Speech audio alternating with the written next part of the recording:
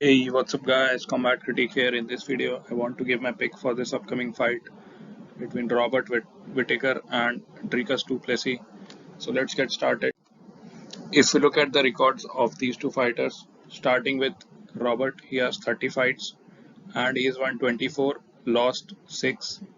If we talk about his 24 wins, he's won 9 fights via knockout, 5 fights via sub and 10 fights via decision. If we talk about his 6 losses, he has lost twice via knockout, once via sub and 3 times via decision. Now let's talk about Dricus. So Dricus has 21 fights. He has won 19 and lost just 2. If we talk about his 19 wins, 8 of them have come via knockout, 10 via submission and just 1 via decision. If we talk about his 2 losses, he's been knocked out once and he's been submitted once. Now let's take a look at the physical and career statistics. Starting with the height, it is 6 feet for Robert Whittaker and 6 feet 1 for du Plessis. So du Plessis will have a slight 1 inch height advantage.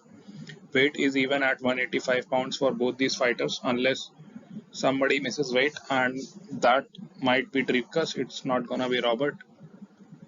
Reach is 73 inches for Whittaker and it is 76 inches for du Plessis. So du Plessis will have a 3-inch reach advantage. Stance is orthodox for Robert and it is switch for Dricus.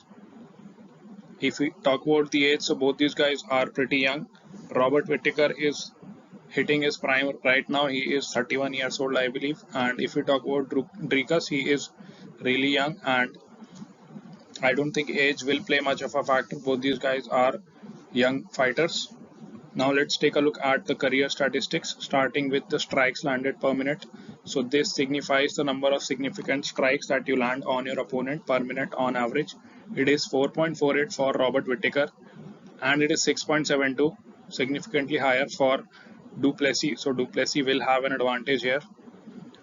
If we talk about the striking accuracy, it is 42% for Robert Whittaker and it is 55% for du Plessis. So du Plessis will have an advantage here as well.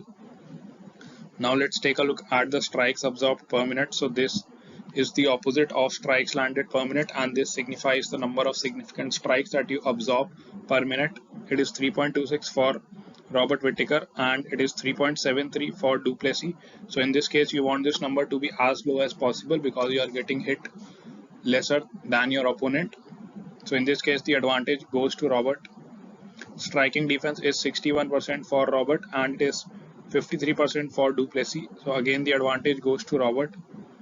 So overall, in the striking, you might believe that the first two numbers, which indicate the offensive part of the striking, favors du Plessis, but keep in mind that du Plessis has just 5 fights in the UFC and these stats are based off of that 5 fights, whereas Robert has had a lot of fights in the UFC, so his stats are more accurate. For Dricus, he's been given a lot of guys who are out of their prime, and because of that, I think these stats look the way they are. Now let's take a look at the wrestling, grappling and BJJ statistics. Starting with the takedown average, it is 0.82 for Robert and 2.83 for du Plessis. So du Plessis will have a huge advantage here. Takedown accuracy is 37% for Robert, whereas it is 47% for du Plessis. He will have an advantage here as well. Takedown defense is 84% for Robert. This is really good, and it is 50%, just 50% for du Plessis. So here the advantage actually goes to Robert. He has the better takedown defense. Submission average is 0 for Robert and it is 1.3 for du Plessis. So du Plessis is the better grappler. He has the better BJJ in this fight. Now let's take a look at the significant strikes by position. Again, keep in mind that Dricus has not had a lot of UFC fights and these stats are usually accurate for for fighters who have had a lot of UFC fights. For Dricus, these might be way off. Let's talk about the standing. So in the standing position, 85% of all the strikes that Robert throws are in the standing position, 7% in the clinch and another 7 on the ground. If we talk about Dricus, 69% in the standing position, 13% in the clinch and 17% on the ground.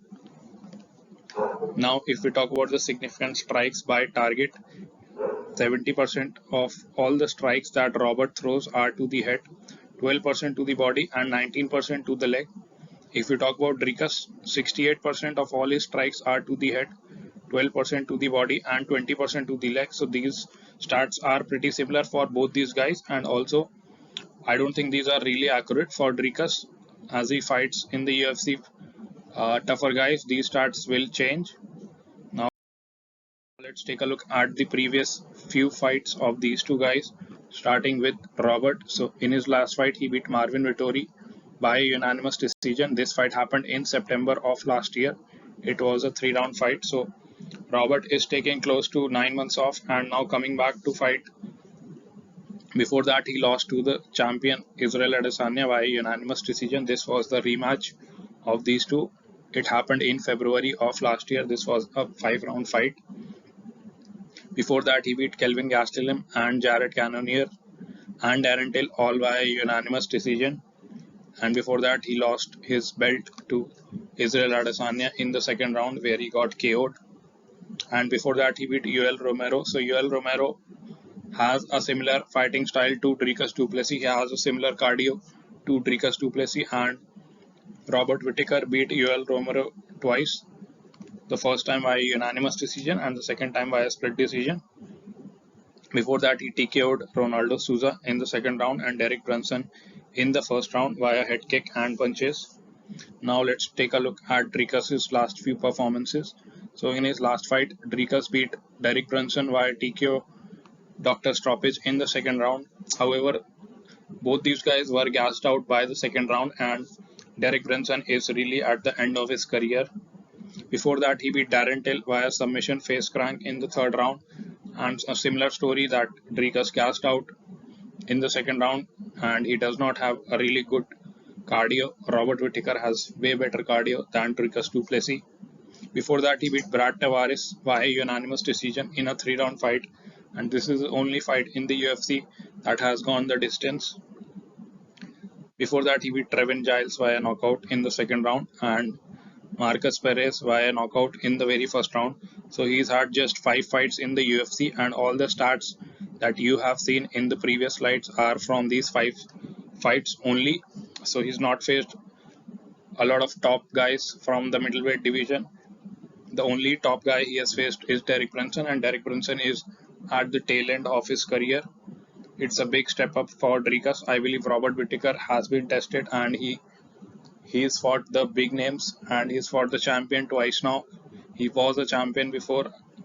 I think if I have to pick a winner, even though the stats will suggest you that Dricus is the better offensive striker and he has better takedown averages, I believe Robert Whittaker will beat Dricus du Plessis. I don't think he'll be able to stop Dricus. I think it will be a 29-28 unanimous decision win for Robert Whittaker. He might lose the first round because Dricus starts really aggressive, but by the second round he will gas out, and Robert Whittaker will use his movement, and he might even do a little bit of wrestling just to gas out Dricus, and then he'll win the second and the third round and go on to win a unanimous decision win. I really want to see Robert Whittaker fight Israel Adesanya for a third time. Let me know what you guys think in the comments below. I'll see you guys in the next video.